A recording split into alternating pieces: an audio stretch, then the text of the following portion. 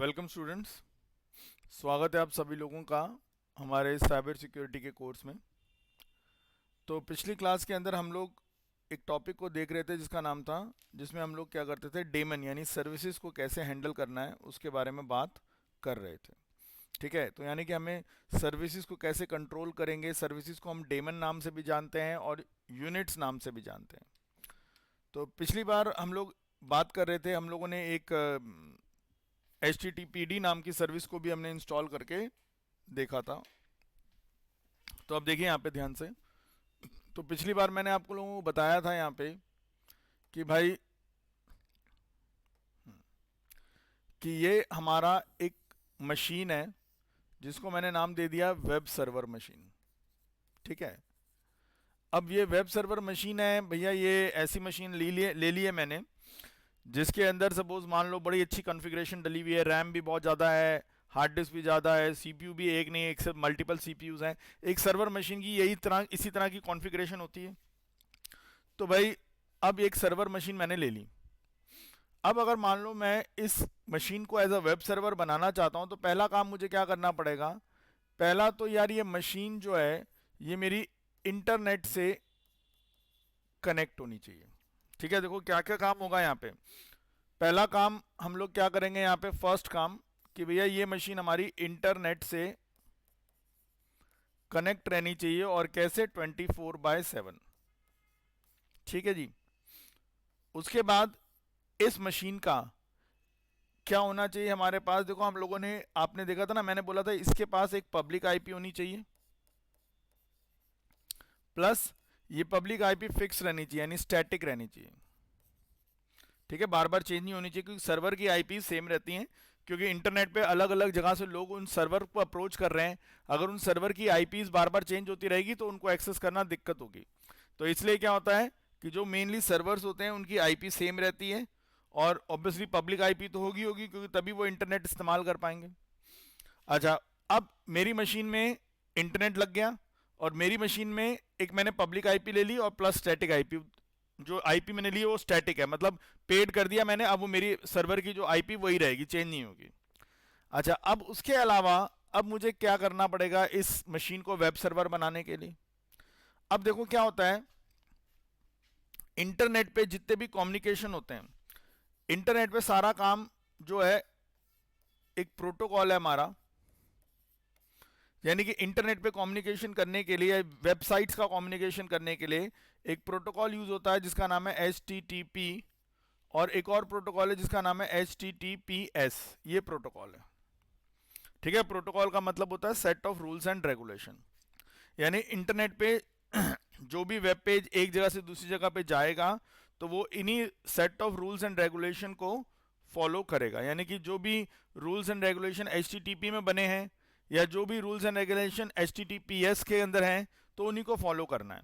यानी कि अगर कोई वेबसाइट जो है जो आपका HTTP प्रोटोकॉल पे चल रही है तो भैया उस वेबसाइट के पेजेस का ट्रांसफर करने के लिए एक जगह से दूसरी जगह कौन से रूल इस्तेमाल होंगे, HTTP के ही रूल इस्तेमाल होंगे। अगर कोई वेबसाइट है जो HTTPS के अकॉर्डिंगली चले, जैसे मान लो फॉर एग्जांपल के तौर पे मैंने बोला यार मान लो एक वेबसाइट है http:// और मान लो mytour.com सपोज ये है, या अगर एक वेबसाइट है https://mytour2.com ऐसे सपोज दे दिया यहाँ पे। तो यानी कि यार अब ये वाली वेबसाइट में HTTP प्रोटोकॉल से चल रही है, तो इसका मतलब क्या होगा कि इस वेबसाइट का डेटा, यानी इस वेबसाइट के जो वेब पेजेस इंटरनेट पे जब लोग एक्सेस करेंगे तो उसको एक्सेस करने के लिए कौन से रूल्स अप्लाई होंगे, HTTP में जो रूल बने हुए हैं वो रूल फॉलो होंगे। ठीक है, और अगर सपोज मान लो फॉर एग्जांपल के तौर पे अब HTTPS है तो भैया अगर वो वेबसाइट HTTPS प्रोटोकॉल के ऊपर चल बनी है तो उसके वेब पेजेस जब इंटरनेट पे एक जगह से दूसरी जगह शेयर होंगे तो भैया वो HTTPS प्रोटोकॉल के अकॉर्डिंगली चलेंगे। जैसे छोटा सा एक एग्जांपल ले लेता हूं यार। अब जैसे मान लो हमारे शहरों में क्या है, सड़कें हैं। ठीक है, उन सड़कों पे भाई कार चलती है, बाइक चलती है, अलग अलग तरह के व्हीकल चलते हैं। अच्छा, अगर बाइक चलाता है उन सड़कों पे कोई, तो रूल है कि भाई साहब बाइक चला रहे हो तो हेलमेट पहनो, हेलमेट पहन के बाइक चलाओ, ठीक है। अच्छा, अगर दो जने भी बैठे हो तो हेलमेट पहनो, दोनों दोनों जने हेलमेट पहन के ही बहनोगे, तब आराम से आप बाइक चलाओ। अच्छा, अगर आप कार में जा रहे हो तो कार के रूल अलग हैं, भाई सीट बेल्ट लगाओ, ठीक है। सीट, क्योंकि कार में जब आप एक जगह से दूसरे जर्नी करोगे तो आपको एक रूल है कि भैया आपको सीट बेल्ट लगा के चलना पड़ेगा। अच्छा, अब क्या होता है, जैसे ट्रक है, ठीक है, ट्रकों के लिए भी कुछ रूल्स हैं कि भाई देखो, अब जैसे सिटी के अंदर बोला जाता है कि ट्रक जो है रात को 9 बजे के बाद ही सिटी के अंदर एंटर करेंगे, उससे पहले ट्रक जो है सिटी के अंदर एंटर नहीं करेगा। तो इसका मतलब ये हो गया ना भाई साहब, कुछ रूल्स बनाए हुए ना हर चीज के लिए। और कौन आया है भाई, ठीक है, रूल बनाए हैं सबके लिए। तो भाई साहब, अब उसी तरह से अगर मेरी वेबसाइट जो है वो HTTP वाले पे बनी है, तो इसका मतलब HTTP वाले रूल के हिसाब से उस वेबसाइट के वेब पेजेस एक जगह से दूसरी जगह जाएंगे। और अगर HTTPS में बनी है तो उसके रूल के अकॉर्डिंगली काम करेंगे, ठीक है।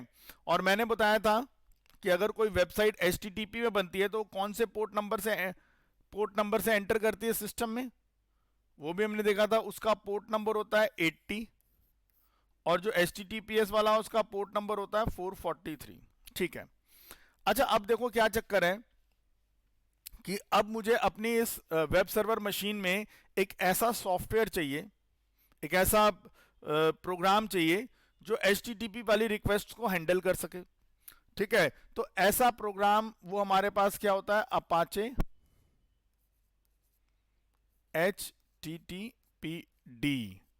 यानी ये वाला डेमन, ये हमारा अपाचे HTTPD क्या है भैया, ये हमारा सॉफ्टवेयर है, या ये कह लो जो भी हमारा सर्विस है। तो हमें क्या करना पड़ेगा कि भाई अब मुझे अपने इस वेब सर्वर मशीन में भैया ये चलाना है, क्योंकि मैंने आपको बोला था ना कि ये वेब सर्वर मशीन तो क्या है भैया, एक डब्बा है ना, जिस डब्बे में आपने हाई कॉन्फ़िगरेशन वाला सामान लगा दिया है, पर हमें पता है उस डब्बे के अंदर सारा काम कौन ऑपरेट करता है, सॉफ्टवेयर ही तो ऑपरेट करता है ना यार। तो यानी कि अब कोई भी HTTP रिक्वेस्ट आएगी, ठीक है, या कोई भी HTTP रिस्पॉन्स जाएगा, उस रिक्वेस्ट का जो भी रिस्पॉन्स जाएगा, तो भाई साहब अब उसके लिए कोई ना कोई सॉफ्टवेयर होना चाहिए ना जो इस काम को हैंडल करे। तो वो कौन है हमारा, वो सर्विस कौन सी है हमारी, अपाचे की HTTPD। तो भैया मुझे अब क्या करना है, इसको चलाना है। तो फर्स्ट काम क्या करा हमने भैया, सबसे पहले HTTPD वाला सर्विस हमने क्या करा, इंस्टॉल करी, ठीक है। इंस्टॉल हो गई थी ये, लेकिन सिर्फ इंस्टॉल होने से काम नहीं चलेगा, उसके बाद हमें क्या करना पड़ेगा, इस सर्विस को स्टार्ट करना पड़ेगा। अच्छा, स्टार्ट करने के बाद फिर क्या करना पड़ेगा, यहां पे इस तीसरा काम क्या है, इसको इनेबल भी करना पड़ेगा, ठीक है। ये 3 काम हमें करने पड़ेंगे, जैसे पिछली क्लास में हम लोगों ने देखा भी था कि देखो जी ये करा था हम लोगों ने, इसको एक मिनट रुको, तो पहला काम ये करा था ना यहाँ पे, यम इंस्टॉल HTTPD, हमने ये वाली सर्विस पहले क्या करी थी, ये वाला प्रोग्राम हमने क्या करा था, इंस्टॉल किया था। अच्छा, जब ये इंस्टॉल हो गया था उसके बाद एक बार हमने इसका स्टेटस भी चेक किया था, ठीक है। हमने क्या किया था कि भाई स्टेटस भी चेक किया था कि ये आ गया है कि नहीं आया, यहाँ पे एक्टिव है कि नहीं है। नाउ उसके बाद देखो यहाँ पे फिर हमने यहाँ पे एक बार यहाँ पे एक काम तो ये हो गया, उसके बाद हमने दूसरा काम क्या था, फिर इस सर्विस को स्टार्ट किया था, HTTPD वाली सर्विस को स्टार्ट किया था, और फिर इनेबल भी किया था। यानी मेन ये 3 काम हमने करे थे, फर्स्ट काम ये, दूसरा काम ये, और तीसरा काम ये, ठीक है। अच्छा, अब हमने एक सर्विस देख ली जिसका नाम क्या था, HTTP वाली सर्विस। अब हम आते हैं एक और चीज को यहाँ पे करके देखेंगे, ठीक है, जिसका नाम है FTP, ठीक है। जैसे अभी हमने HTTP वाले काम को करके देखा, HTTP प्रोटोकॉल्स को हैंडल करने के लिए हमने करा, अब ऐसे ही हमारे पास एक और चीज भी आएगी जिसका नाम है FTP। अब भाई ये जो FTP है इसका फुल फॉर्म है फाइल ट्रांसफर अब यहां पे भी क्या आ गया, प्रोटोकॉल। अब प्रोटोकॉल का मतलब क्या हो गया भैया, रूल्स एंड रेगुलेशन। अब इसका मतलब क्या हुआ, अगर देखो सिंपल सी भाषा में देखो, इन शब्दों को जोड़कर अगर मैं डेफिनेशन बनाऊं, तो एफटीपी का मतलब हो गया कि भैया set of rules and regulation. ठीक है, set of rules and regulation क्या करने के लिए, ट्रांसफर करने के लिए, टू ट्रांसफर, किसको ट्रांसफर करने के लिए, फाइल को, टू ट्रांसफर फाइल, ठीक है, इन अ नेटवर्क। ठीक है, तो भाई प्रोटोकॉल का मतलब है set of rules and regulation. किस चीज के लिए रूल्स एंड रेगुलेशन बनाए भैया, ट्रांसफर करने के लिए, किसको, फाइल को एक जगह से दूसरी जगह पे करने के लिए। अच्छा, अब ये एफटीपी तो क्या है भाई, ये एफटीपी तो यार एक प्रोटोकॉल है ना, सिर्फ एक रूल्स एंड रेगुलेशन ही तो बनाए हैं। लेकिन अब इन रूल्स को इंप्लीमेंट करने के लिए, इस प्रोटोकॉल को इंप्लीमेंट करने के लिए कोई ना कोई सॉफ्टवेयर तो होना चाहिए। ठीक है, या कह लो इसको इंप्लीमेंट करने के लिए कोई ना कोई सॉफ्टवेयर, या ये कह लो कोई ना कोई डेमन,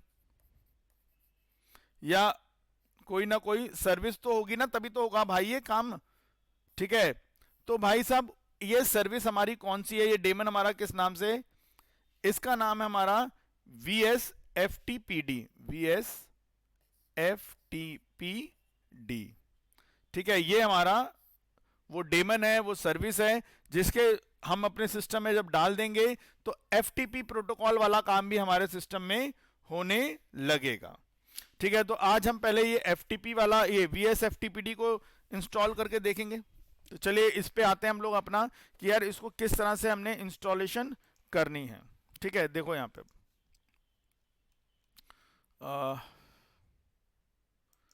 एडमिट, ठीक है, नाउ अब देखें यहाँ पे।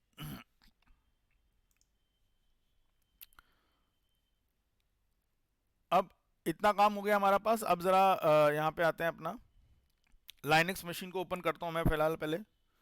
तो भाई लाइनक्स कहाँ गया, ये रहा, VMware मशीन को मैं ओपन कर रहा हूँ। और ये हो गया अपना REHL 9।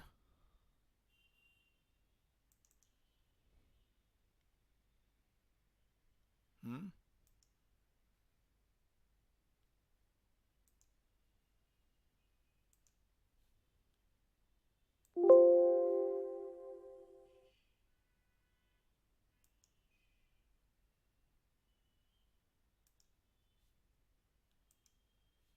अच्छा सॉरी, खुला हुआ है ऑलरेडी।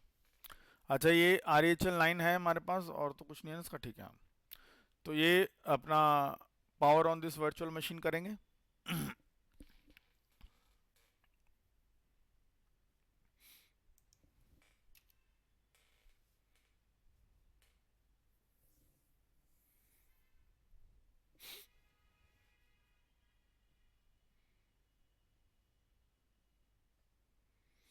बस मशीन ओपन हो रही है, तो देखते हैं ज़रा यहाँ पे।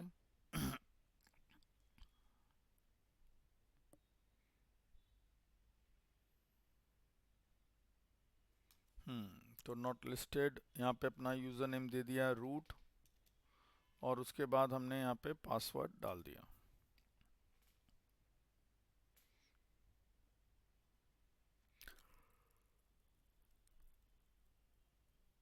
चलिए जी, मशीन ओपन हो गई हमारी, अपना टर्मिनल ओपन कर लेते हैं।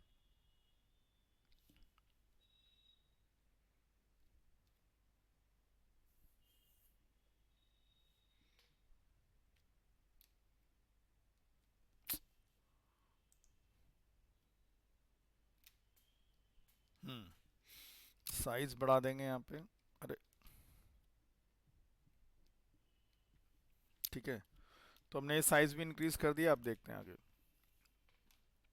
अब देखो, पहला काम मैं चाहता हूँ मेरी मशीन में FTP की सर्विस भी यूज हो सके, FTP के प्रोटोकॉल के अकॉर्डिंगली काम हो सके। तो अगर मैं चाहता हूँ कि मेरी मशीन भी FTP प्रोटोकॉल से रिलेटेड काम कर सके सारे, तो भाई उसके लिए मेरे मशीन में क्या होना चाहिए, एफटीपी को हैंडल करने वाला कोई सॉफ्टवेयर होना चाहिए।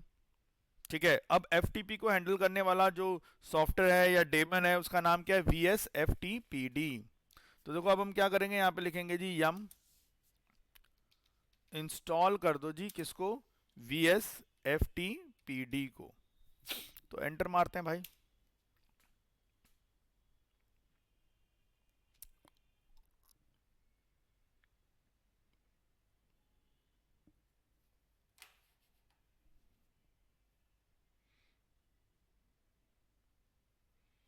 थोड़ा सा टाइम लेगा, वो सारे देखता उसको।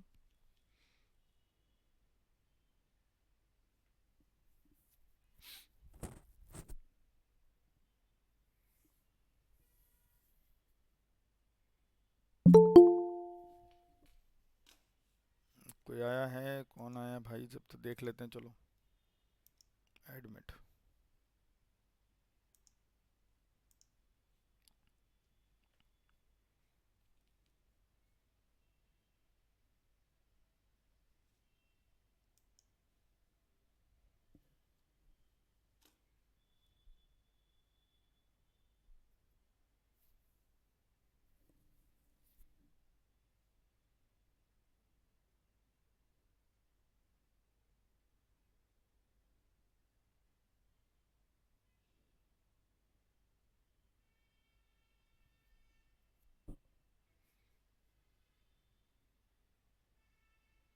थोड़ा सा टाइम लग रहा है इसको, क्योंकि हमने बहुत सारी चीज़ें ऐड कर दी ना, इसलिए।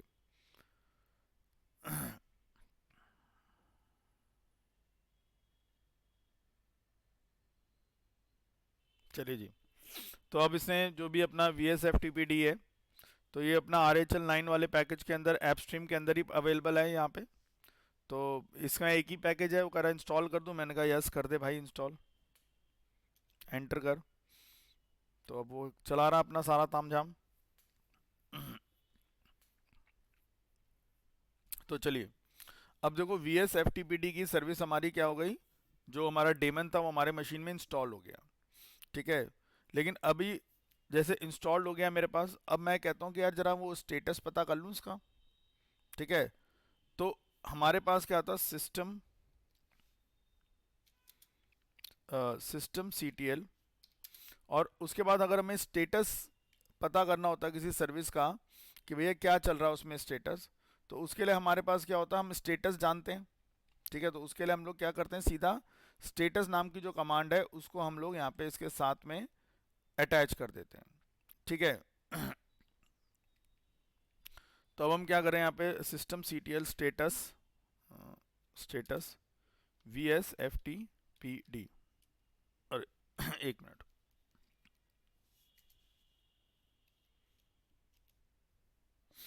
ठीक है, तो वो दे रहा है कि हाँ भाई ये VSFTPD जो का FTP का जो डेमन है वो हमारे पास अवेलेबल है। ठीक है, लोडेड है हमारे पास, लेकिन अभी स्टेटस इसका इनएक्टिव चल रहा है।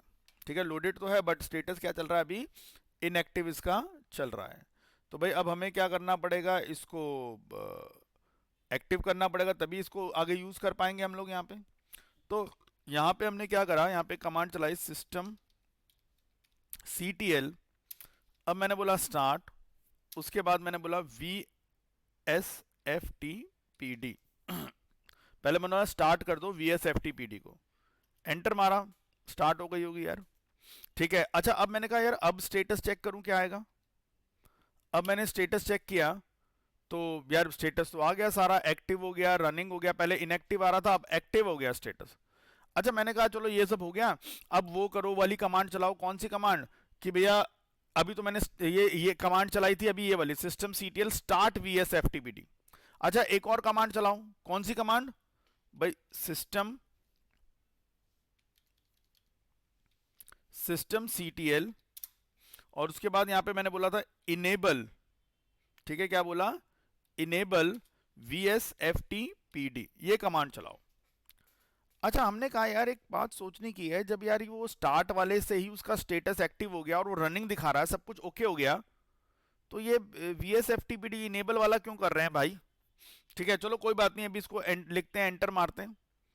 तो इनेबल हो गया होगा वो अपना, और फिर उसका स्टेटस चेक करेंगे तो आप देखोगे यही सब जानकारी आएगी। जैसे अगर मान लो मैं फिर दोबारा से स्टेटस चेक करता हूँ तो भाई साहब वही सब कुछ आ रहा है हमारे पास, जैसे जो ऊपर था एक्टिव रनिंग, देखो यहाँ पे भी एक्टिव रनिंग, ठीक है। हाँ, यहाँ पे प्रोसेस का इसका प्रोसेस नंबर पहले 3381 था, अब मेन, अच्छा मेन पीआईडी जो 3382 था, देखो वही 3382 आ गया, ठीक है। टास्क 1 है, मेमोरी वही 704 है, सीपीयू 4 मिलीसेकेंड, सीजी ग्रुप सब कुछ सेम, और सारा कुछ सेम आ रहा है यार, ठीक है। मैक्सिमम चीजें क्या आ रही हैं यहाँ पे, सब कुछ सेम ही सेम आ रही है। तो हमने कहा यार वो ये पहले हमने स्टार्ट करा फिर इनेबल करा, तो भाई साहब ये दो दो क्यों कर दिए हमने, ठीक है। जब हमें दिख रहा है कि यार वो एक्टिव जो है वो स्टार्ट से ही एक्टिव हो गया, तो फिर भाई हमने दो क्यों करे। अब देखो, अब इसका मतलब मैं एक काम करता हूँ, पहले जरा हिस्ट्री कमांड चलाता हूँ, और हिस्ट्री कमांड में हम लोगों ने क्या क्या चीजें करी, ये यहां से हम लोगों ने करा था, कहां से, यम इंस्टॉल से। तो भाई यहाँ पे पहले एक मिनट, इतने का स्क्रीनशॉट ले लेते हैं एक बार। तो वीएस एक्टिविटी लगाने चलाने के लिए हम लोगों ने ये सारी कमांड्स चलाई, ठीक है। आ जाते हैं वापस अपना यहाँ पे। अच्छा चलिए, अब देखो यहाँ पे हमने क्या करा, ये सारी कमांड्स जो थी हमारी, इन सारी कमांड्स को हमने रन करके देखा था, ठीक है। ये वाली सारी कमांड्स थी हमारे पास। अब हमारे एक माइंड में एक बात खटक रही है कि भाई जब हमने स्टार्ट चलाया और जब हमने लिखा ना system CTL start VS FTPD, तो भैया उसी से ये सर्विस हमारी ऑन हो गई, एक्टिव हो गई। तो यार जब स्टार्ट से ही हो गई तो फिर ये इनेबल लिखने का क्या चक्कर था भाई, इनेबल भी लिखा वीएस एफटीपीडी, ये क्यों करा हमने, ठीक है। जब काम उसी से हो गया हमारा, जो हमें काम चाहिए था, तो भैया ठीक है, बात खत्म। लेकिन अब यार यहाँ पे हम क्या देख रहे हैं कि भाई साहब हम ये क्या नाम है अपना इनेबल भी चला रहे हैं, और उसके बाद फिर स्टार्ट भी कर रहे हैं, फिर इनेबल भी चला रहे हैं, ऐसा क्यों कर रहे हैं हम लोग यहाँ पे, ठीक है। अब देखो यहाँ पे अब ऐसा इसलिए करा जाता है, देखें यहाँ पे कि जब आपने यहाँ पे ये कमांड लिखी ना, कौन सी, एक मिनट कलर दूसरा रख लेता हूँ यहाँ पे, हाँ। जब आपने ये कमांड लिखी क्या, सिस्टम सीटीएल, और आपने करा स्टार्ट कर दो कौन से को, V S F T P D को स्टार्ट कर दो, तो भैया जब आपने ये कमांड लिखी ना तो वो सर्विस स्टार्ट हो गई। लेकिन अब यहां समझिए हुआ क्या, सर्विस तो आपकी स्टार्ट हो गई, यानी कि सर्विस स्टार्टेड, लेकिन बट टेम्पररी। अब इसका मतलब क्या है, हमने बोला सर्विस तो स्टार्ट हो गई है पर भाई साहब टेम्पररी वे में स्टार्ट हुई है। इसका मतलब ये है कि यार जब तक आपका सिस्टम ऑन रहेगा तब तक ये सर्विस चलती रहेगी, लेकिन अगर आपने रीबूट कर दिया अपना मशीन किसी कारणवश, तो यह होगा, ये सर्विस जो आपकी स्टार्ट हुई थी अपने आप ही बंद हो जाएगी, ठीक है। क्या हो जाएगी, अपने आप ही बंद हो जाएगी। अब मैं चाहता हूं कि नहीं भाई ऐसा ना हो, अगर सपोज मान लो कभी मैंने बंद भी कर दिया, ठीक है, और मुझे कई बार कभी मान लो मशीन रीबूट करनी भी पड़ी, तो यार ऐसा ना हो कि मैं जब रीबूट करके स्टार्ट करूंगा तो पता लगा जी वीएस एफटीपीडी की सर्विस बंद हो गई, फिर दोबारा से उसको ऑन करो। तो देखो उसका सोल्यूशन क्या है कि आप क्या करो यार, इसमें आप कमांड चलाओ सिस्टम सीटीएल, और यहां पे जब हम लिखते हैं ना इनेबल, इनेबल वीएस एफटीपीडी, ये है। अब देखो इसमें क्या होगा, इसमें भी आपकी सर्विस स्टार्ट हो रही है, ठीक है। बट अब यहां पे क्या है, अब ये सर्विस जो है स्टार्ट जो हो रही है ये टेम्पररी नहीं, ये परमानेंट हो गई, ठीक है। ये सर्विस अब क्या हो गई, यहां पे परमानेंट हो गई। तो इसका मतलब क्या होगा भाई, इसका मतलब ये है कि इवन अगर आप रिबूट भी करेंगे अपना सिस्टम तो भी ये सर्विस आपकी एक्टिव ही रहेगी। दैट इज आफ्टर रीबूट, अगर आपने रीबूट भी कर दिया, the service will remain active, ठीक है। बट लेकिन इसमें क्या है, दैट इज आफ्टर रीबूट, ठीक है, the service will become inactive. अब आप यहां पे आपकी सर्विस क्या हो जाएगी, ये इनएक्टिव हो जाएगी। ठीक है जी, तो ये हमने देखा कि किस तरह से काम होगा। अच्छा, अब हमने कहा कि भाई चलो, अब ये हमें समझ में आ गया कि यार एक हमारे पास है स्टार्ट करने के लिए और एक है इनेबल करने के लिए। ठीक है, तो जैसे अभी हम लोगों ने देख लिया यहां पे कि भाई हम लोग लिख रहे हैं सिस्टम CTL, और यहां पे करते हैं पहले स्टार्ट सर्विस को। स्टार्ट कर दिया हमने, VSFTPD सर्विस को स्टार्ट कर दिया। ठीक है, और ऐसे ही हमने क्या करा, सिस्टम CTL इनेबल VSFTPD।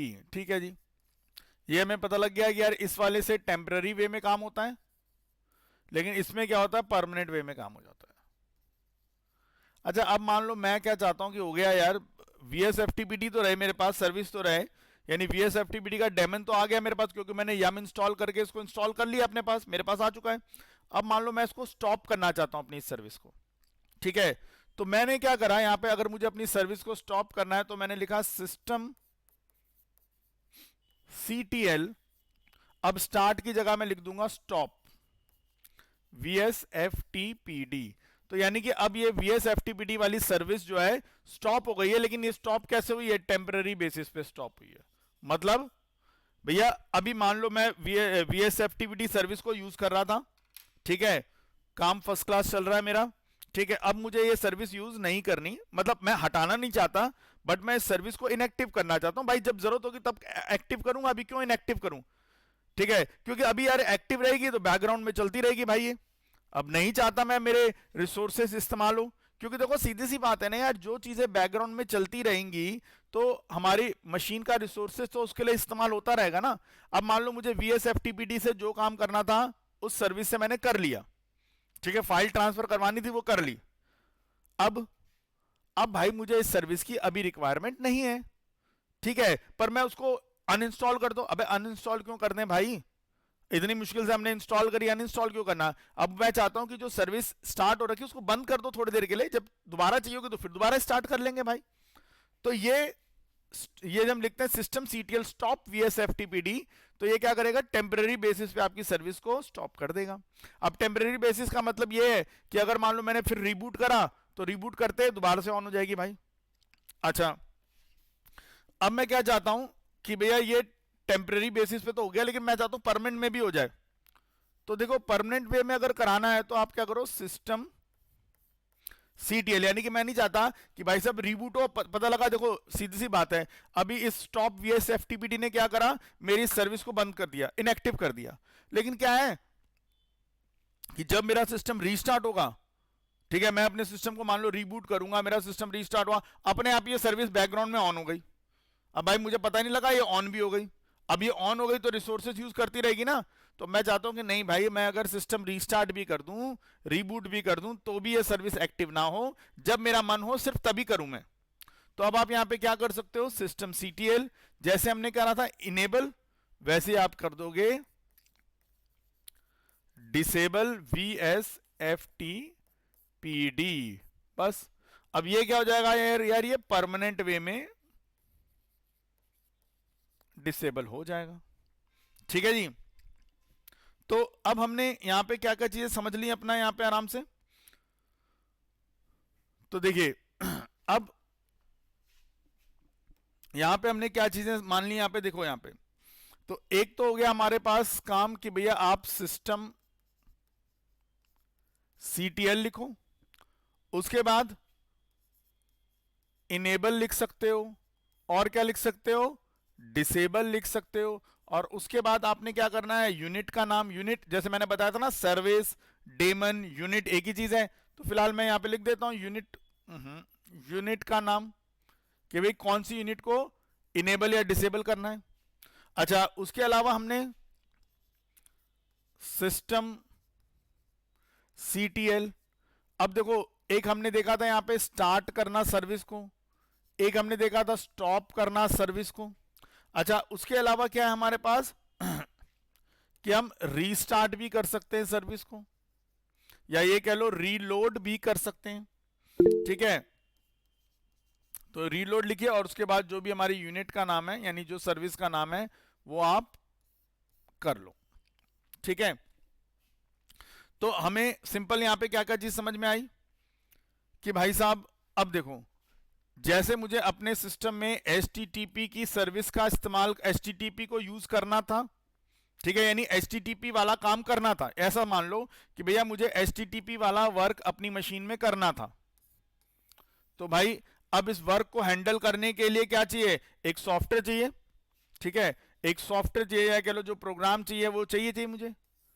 अब इस काम को हैंडल करने के लिए सॉफ्टवेयर चाहिए, या ये कह लो एक सर्विस चाहिए, या ये कह लो एक डेमन चाहिए, या ये कह लो एक यूनिट चाहिए। तो भाई साहब इसके लिए हमारे पास कौन सा था, दैट इज HTTPD। तो हमने क्या देखा था, इसको हमने पहले इंस्टॉल किया, फिर हमने इसको स्टार्ट भी कर दिया था, और फिर मैं चाहता हूं परमानेंट वे में चलता रहे तो इनेबल भी करा था। ठीक है, और कल को जब काम खत्म हो जाए तो हम क्या कर सकते हैं, भाई इनेबल हो गया, अब कल को मुझे रिक्वायरमेंट अभी नहीं है पर मैं हटाना नहीं चाहता, तो डिसेबल भी कर सकते हो, स्टॉप भी कर सकते हो, सारे काम आप कर सकते हो। अच्छा, उसी तरह से अब भाई मुझे कोई ऐसा वर्क करना है, FTP बेस्ड वर्क करना है, तो भाई ये FTP बेस्ड वर्क मेरे कम मशीन में कैसे हो पाएगा, इसको इस काम को करने के लिए भी तो मुझे कोई सॉफ्टवेयर चाहिए, या ये कह लो कोई सर्विस चाहिए, या ये कह लो कोई डेमन चाहिए, या वर्ड क्या यूज कर लें, यूनिट चाहिए। तो भाई ठीक है, इन सबको करना है करो, बट इसके लिए आपको कौन सी डेमन का इस्तेमाल करना पड़ेगा, दैट इज VSFTPD। ठीक है, तो यहां पे भी हमने क्या किया था, पहले VSFTPD को इंस्टॉल किया था, स्टार्ट किया था और इनेबल किया था। तो अब आपको एक चीज समझनी है कि भैया आप अपनी मशीन में, जो आपको लाइनेक्स मशीन मिलेगी कंपनी में, उसमें अगर आपको अलग अलग तरह के काम करने हैं तो आपको पहले ये पता करना पड़ेगा कि भैया इस काम के लिए कौन सा डेमन होता है। ठीक है, ये इस मान लो मुझको मेरी सर्वर मशीन में क्या करना है, उस सर्वर मशीन को वेब सर्वर बनाना है, तो वेब सर्वर बनाना तो इसका मतलब उसमें HTTP वाला काम होना चाहिए। तो भाई साहब HTTP वाला काम कैसे हो पाएगा उस मशीन के अंदर, तो उस काम को करने के लिए क्या चाहिए, उसमें कोई HTTP वाली सर्विस चाहिए। ठीक है, तो वो सर्विस हमारे पास क्या थी, वो सर्विस थी हमारे पास HTTPD। उसी तरह से अगर मैं अपनी मशीन में कुछ FTP फाइल ट्रांसफर का कुछ काम करना चाहता हूं तो भैया उसके लिए भी एक डेमन चाहिए, और वो डेमन क्या है हमारा, VSFTPD। तो देखो कल को क्या है, आप किसी कंपनी में जाते हैं, आप वहां पे एज अ लाइनेक्स एडमिनिस्ट्रेटर सारा मैनेज कर रहे हैं। ठीक है, अब आपको एक चीज समझ में आ गई कि भाई मुझे अपने उस सर्वर मशीन में जो भी वर्क करवाना है, तो पहले मैं क्या देखूंगा, उस वर्क का सॉफ्टवेयर देखूंगा, या ये कह लो उस वर्क का डेमन देखूंगा, ये भी, और उसका डेमन कौन सा होता है वो पता करूंगा, उसको इंस्टॉल करूंगा, स्टार्ट करूंगा, इनेबल करूंगा। देखो सिंपल सी बात है यार, देखो मान लो मेरे पास एक कंप्यूटर है भाई, अब मैं अपने कंप्यूटर में क्या करना चाहता हूं, कुछ फोटो एडिटिंग का काम करना चाहता हूं, तो कर लो भाई, फोटो एडिटिंग का काम करना है तो कर लो। लेकिन अब अगर मैं अपने सिस्टम में फोटो एडिटिंग वाला वर्क करना चाहता हूं तो मुझे क्या चाहिए, मैं पहले पता करूंगा फोटो एडिटिंग वाले कौन कौन से सॉफ्टवेयर मार्केट के अंदर अवेलेबल हैं। ठीक है, कौन से सॉफ्टवेयर का मैं यहाँ पे इस्तेमाल कर सकता हूं। ठीक है जी, तो जो सॉफ्टवेयर आपको मार्केट में अवेलेबल, जो आपको अच्छा लगेगा कि हाँ यार ये मेरे लिए सही है, तो आप क्या करोगे, उस सॉफ्टवेयर को आप इंस्टॉल करोगे ना अपने मशीन में। ठीक है, अगर आप नेट से मिल रहा है तो नेट से आप पहले उसको डाउनलोड करोगे फिर इंस्टॉल करोगे। तो भैया वही काम कर रहे हैं हम लोग, हमें HTTP वाला वर्क करना है तो उसके लिए HTTPD वाला सर्विस या डेमन हम ले रहे हैं, हमें FTP वाला वर्क करना है तो उसके लिए भैया VSFTPD वाला डेमन हमने इंस्टॉल करवाया। ठीक है, तो ये चीज ध्यान रखना, आपने कंपनी में जाओगे वहां पे आपको कोई सा भी काम करना है, ये इस वाले प्रोटोकॉल के अकॉर्डिंगली आपकी सर्वर मशीन ने काम करना है तो ठीक है, बट हम देखेंगे उस प्रोटोकॉल के अकॉर्डिंगली चीजों को हैंडल करने वाला सॉफ्टवेयर चाहिए। तो पता करना पड़ेगा भैया कौन सा सॉफ्टवेयर है, और उस सॉफ्टवेयर को हम क्या करेंगे, इंस्टॉल करके फिर अपना स्टार्ट जो भी करना है, ये सारे स्टार्ट शूट वाले काम हम लोग परफॉर्म उसके ऊपर करेंगे। ठीक है जी, तो ये हमारा था कि भैया किस तरह से हम लोग अपने मशीन्स के अंदर सर्विसेज को इस्तेमाल करते हैं, कैसे कैसे काम होता है। अच्छा तो जो हमारे पास अभी हम लोगों ने एक सर्विस के बारे में समझा जिसका नाम क्या था, VSFTPD, ठीक है जी। और मैंने बोला था यार ये VSFTPD जो है ये FTP सर्विस के लिए इस्तेमाल होता है। तो पहली बात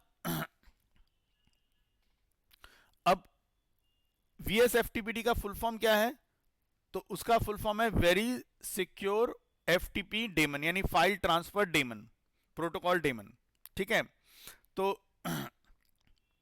अब इसके बारे में थोड़ा सा हम लिख लेते हैं ताकि हमें पता लग जाए कि भैया ये किस तरह से काम करता है और उसका पोर्ट नंबर क्या है। देखो यहाँ पे मैंने गिन के ना दो चीज़ों के ऊपर काम बताया आपको, HTTP FTP। ये इसलिए हमने सिर्फ इसी को मैंने डिस्कस इसलिए किया क्योंकि आगे जाके आप जब हैकिंग के हम चीज़ों को, एथिकल हैकिंग से रिलेटेड चीज़ों को पढ़ेंगे, किसके अकॉर्डिंग नहीं, एथिकल हैकिंग से रिलेटेड चीज़ों को जब हम पढ़ेंगे तो वहाँ पे हमें इनका इस्तेमाल करना पड़ेगा, तो थोड़ा सा आइडिया होना चाहिए हमें क्या है। तो देखो जी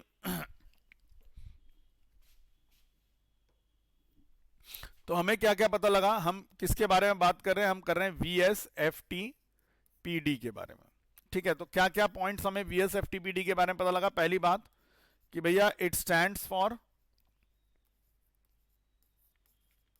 ठीक है, अब stands for very secure, very secure file transfer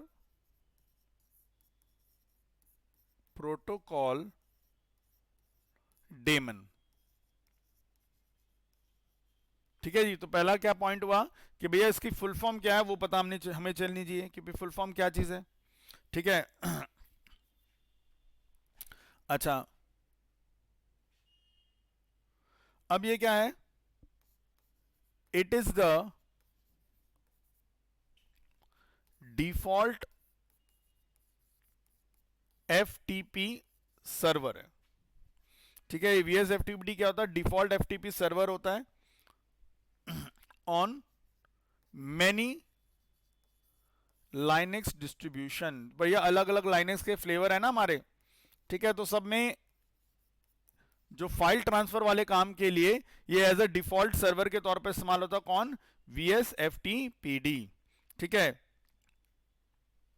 अब देखो यहां पे, अब इसकी खास बात क्या है, अब it is known for being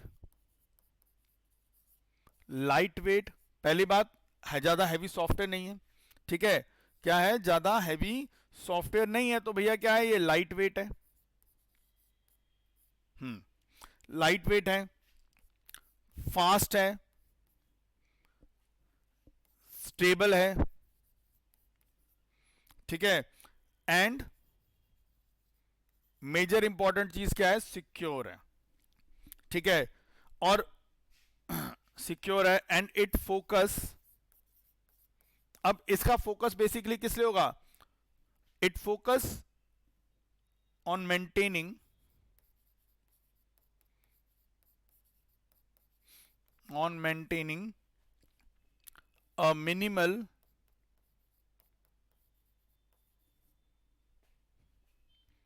attack surface, minimal attack surface during file transfer, ठीक है, during file transfer over the network,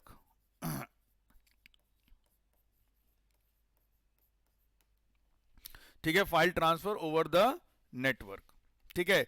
तो हमें समझ में आया कि इसी को क्यों प्रेफर करा जा रहा है, क्योंकि भाई सीधी सी बात है, लाइट वेट है, फास्ट है, स्टेबल है, और सबसे ज्यादा इंपॉर्टेंट चीज क्या है कि भैया जब भी हम कोई फाइल ट्रांसफर का काम करते हैं ओवर द नेटवर्क, तो ये मिनिमल अटैक सर्विस प्रोवाइड करता है। मतलब एक तरह से कहने का मतलब ये है कि भैया ये सिक्योरिटी प्रोवाइड करता है ताकि कोई बंदा आपके डेटा का मिसयूज, आपकी फाइल का मिसयूज ना कर सके, ठीक है। और अब नेक्स्ट इंपॉर्टेंट चीज क्या है कि भैया it runs as a daemon process, it runs as a daemon process अच्छा, अब जैसे देखो यहाँ पे, जैसे हमने पता था HTTP है, वो कौन से पोर्ट नंबर पे काम करता है, 80 पोर्ट नंबर पे काम करता है। अच्छा, HTTPD जो था हमारा, सॉरी HTTPS जो था हमारा, वो कौन से पोर्ट नंबर पे काम करता है, 443 पोर्ट नंबर पे काम करता है। ठीक है, तो ये उसी तरह से FTP, ये कौन से पोर्ट नंबर पे काम करेगा। ठीक है, तो it is a daemon process listening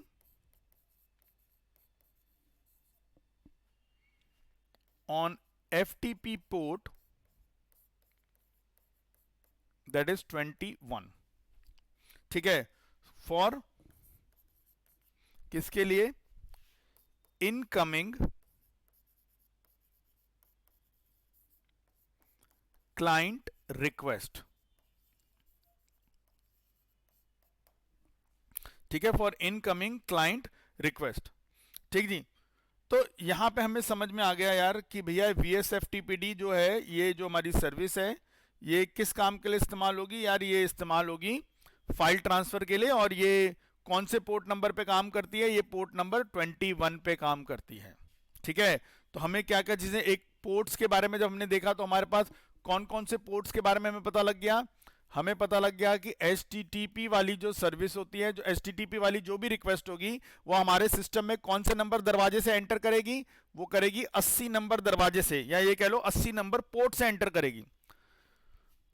उसी तरह से HTTPS वाली जो भी रिक्वेस्ट होगी, अगर कोई एक रिक्वेस्ट आई, कौन सी, HTTPS बेस्ड रिक्वेस्ट आई, तो ये रिक्वेस्ट हमारे सिस्टम पे, हमारे सर्वर पे कौन से नंबर पोर्ट से एंटर करेगी, 443 गेट नंबर से एंटर करेगी। ऐसा सिंपल समझ लो।